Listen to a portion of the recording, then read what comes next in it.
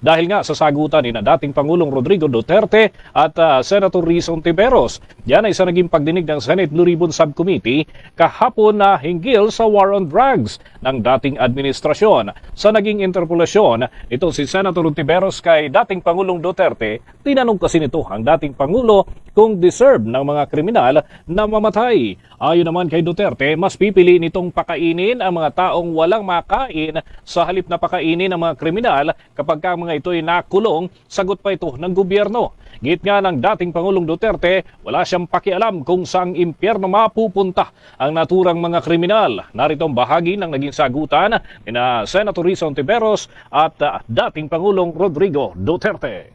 So for the record, sinasabi nyo ba na ang mga drug users at drug criminals ay dinideserve nilang mamatay na lang kaysa pumunta sa jail? O para i-paraphrase ko si Patricia Evangelista, do some people need killing, Mr. Duterte? Presidente ako, tiga-Kristos ako sa gobyerno. Bakit ako magbubuhay sa mga putang inang yan? Eh kung yung pera na ipapakain ko dyan sa preso, ibigay ko na lang doon sa mga tao dyan sa walang bigat. So mas okay Walang pong trabaho. patayin sila kaysa Wala ipreso ko sila? pakialam dyan sa kriminal. Bahagian mga kabombo ng sagutan ni na dating Pangulong Rodrigo Duterte sa pagtatanong ni Senator Risa Hontiveros. Kagad namang binara ng senadora itong si dating Pangulong Duterte at sinabing walang jurisdiksyon ang mataas na kapulungan ng Kongreso sa impyerno na binabanggit ng dating Presidente. Punto naman ni Duterte na doon sila pupunta sa impyerno at sumagot kagad itong si Senator Hontiveros na wala siyang ambisyon na doon mapunta. Sumagot naman si dating Pangulong Duterte na hihintayin niya si Hontiveros sa impyerno. Narito pa ang mainit na balitaktakan ng dalawang opisyal o dating opisyal at ang kasalukuyang senador na si Hontiveros. So thank you for making that of Kung record. pakialam sa kriminal kung saan silang impernong gusto nilang pumunta. Well, Mr. Chair, for the record, You make your own history in this planet. yes, Mr. Yun Chair. ang gusto nilang mangyari, doon sila sa impyerno at doon tayo magkita. Well, Mr. Chair, wala namang jurisdiction ng Senado sa impyerno. Dito lang sa bansa natin pwede tayong mag-investigate. Ba't doon tayo pupunta? Well, wala po akong ambisyon pumuntang impyerno pa. Pero Mr. Chair, ang hirain punto kita, lang ma'am. nito, ang Bahagian ang balitaktakan ng dalawang personalidad mga kabombo, si dating Pangulong Duterte at si Senator Hontiveros. Kaugnay nito ay umasa naman ng senador na nasaksihan ng Department of Justice ang pag-amin ng dating presidente na may kinalaman nga sa mga kriminal na aktibidad ang dating opisyal. Bagay na ipinagtataka naman daw ni Duterte kung bakit hanggang ngayon ay wala pa rin kasong laban sa kanya ang Justice Department ngayong matagal na ang sinasabi ng mga pagpatay na kanyang kinasasangkutan. Narito pa ang mga sagutan ni na Senator Hontiveros at dating Pangulong Duterte. Ang punto lang nito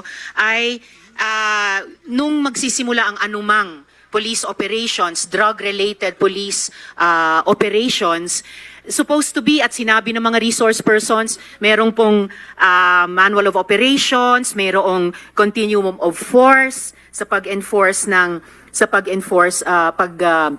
implement ng police anti-drug operation. So, ang premise is, yun na nga, arrest muna at build the case. Well, Mr. Chair, as a final word, I hope and I imagine that the Department of Justice is watching dahil ang daming admissions ng dating presidente involving criminal acts. Sa kasaysayan na lang po maghuhusga. Salamat kayo, Mr. Chair. Matagal ako pumapatay ng tao hanggang ngayon hindi pa sila nakapile ng kaso. Mr. Chair, another addition to the list that's growing by the minute. Huwag na tayo magdrama dito, tapusin na natin itong istorya na ito dito sa Pilipinas. For the record, Mr. President, wala. Kasi naawa ako dito sa mga pulis. Sa totoo lang, naawa ako sa mga pulis, pati sundalo. Quadcom. So nang kinausap namin siya, sabi ko nga kay Chairman Abante, kausapin natin kasi nga kaibigan daw, siya makakapag-confirm ng mga affidavit na ginawa niya doon sa supplemental. So what we did was, yung lawyer, sinabi namin na pumunta para in the spirit of transparency. Kasi mahirap naman na kami lang. Kasi we always see to it na dapat talagang merong kasama. As a matter of fact, yun din ang sinabi ko sa media that prior to the Quadcom hearing, nagkausap kami ni Colonel Garma. And I asked the permission of the chairman to be with me. And he accompanied me para at least transparent talaga yung usapan. Unfortunately, yung sinasabi niyang coercion and harassment, it never happened. Talagang wala namang coercion na nangyari. And ako, natatandaan ko kasi merong isang tao na naandun sa loob pa eh. Aside from the two witnesses at the two lawyers ni Garma, si chairman, saka ako, and then somebody, kilala ko sa mukha, hindi ko lang matandaan kung sino na staff yon. So, we were discussing yung I think it was number 17 na sinabi ko, ito, sabi ni Garma, makukonfirm mo daw yung sa reward system. Naku, wala po kaming alam dyan. Wala po akong alam dyan. So, pinoint ko pa yung iba, yung 1999. Tama yung sinasabi niya. Pero yung kinuers namin siya, at hinaras namin siya. Kasi ang coercion talagang gagamitan mo ng threat eh. Gagamitan mo siya ng force eh. Kung ginamitan natin siya ng force during that time, di ba? There was still a lot of time for him to react eh, no? Eh, unfortunately, hindi niya yung ginawa. At the same time, we cannot do that.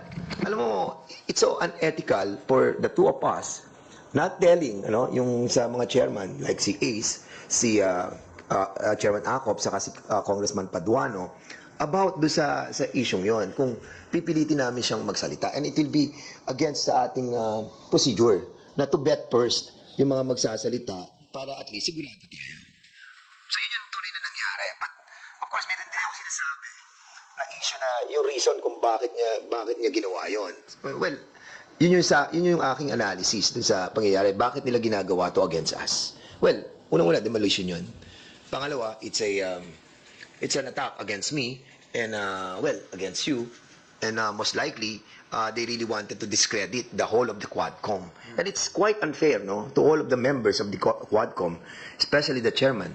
What happened nang invite namin with our own volition na to talk to Colonel Grijaldo because it was asked by Colonel Garma. And sa amin, yun ang nakita kong naging repercussion ng ginawa namin. But of course, in every betting that we are doing, we always see to it that there are people around. Opo, sorry, follow up lang sir dun sa sinabi ngo yung nakikita nyo itong ay demolition. Ano rin po yung masasabi nyo na paulit-ulit sinabi ni former President Duterte na subornation of perjury at sabi nga niya maghahain pa siya ng kaso against about this against you po sir. Ano po masasabi niyo ron at bakit po ba nung meeting wala ring abogado mismo kasi ang nasabi niyo po ang may abogado si Garma but po walang abogado si Grijaldo? Kasi betting process pa lamang yun eh. Alam mo sa Kongreso, kinakausap muna namin and then kapag nalaman namin na pwede natin i-validate yung mga sinasabi niya, then the lawyers will come out. So, that time, wala namang lawyer na dala si Grijaldo during that time eh. Ang may lawyer doon is si Garma. And that's the reason why we asked na kung pwede yung dalawang lawyer pumunta doon para at least transparent yung usapan. Now, kung nagsabi siya na, yes sir, kinoconfirm ko po yan, alam ko po yung reward system. And then, bring your lawyer. Yun ang namin, yun ang sistema ng procedure namin sa betting eh. Kasi otherwise, kung una pa lamang, i-coerce na namin siya. Alam namin, babalikan kami niyan. We're not like that. And you have to remember that we have a lot of evidences already. As a matter of fact, yung ating pong sinasabi natin na corroborative, no? Na-corroborate na eh. Actually, hindi naman kay Colonel Garma nagsimula yan eh. Doon sa dalawang PDL na kinaraborate ni Jimmy Fortaleza, na kinaraborate ni Warden Padilla. Saka lamang dumating si Colonel Garma, saka lang dumating si Commissioner Leonardo. So now, sinasabi ni Garma na ito, meron pang isang kaibigan ako na magko-corroborate doon sa mga sinabi ko.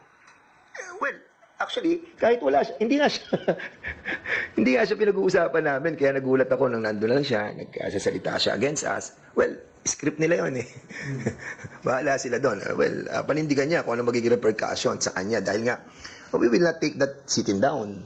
Of course, yung kanyang affidavit na kinores, hinaras, and under oath siya,